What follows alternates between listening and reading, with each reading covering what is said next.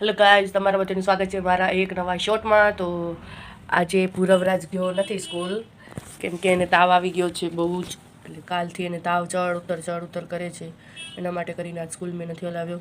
તો આજે અમે ટિફિનમાં બનાવેલું હતું ભીંડાનું શાક, અને પપ્પાનું ટિફિન હતું એટલે ભીંડાનું શાક બનાવ્યું મેં. એ પૂરવરાજનું દૂધ છે, કેમ કે હમણાં એને ગોળી ખાવાની છે, અને ચાય, ચટણી, પરોઠું.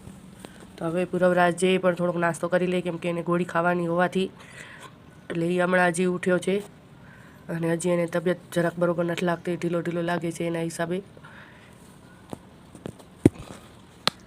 હમણાં મારા શોર્ટ હું ઉતારી શકતી છું નહીં, કેમ કે હમણાં 2-3 દિવસથી તો મારી પોતાની તબિયત ઠીક નથી, મને પણ પોતાને તાવ ચડી આવ્યો. તો હજી અવાજ થોડોક બેસી ગયો છે, અને ઉધરસ પણ છે, એટલા માટે કરીને ઉતારી જ શકી નથી. તો મને હવે મટ્યું છે થોડું. તો પૂરવને મારાને તાવ આવી ગયો છે, તો હમણાં શોર્ટ ઉતરતા નથી. પણ તમે પ્લીઝ જોવો, લાઈક કરો.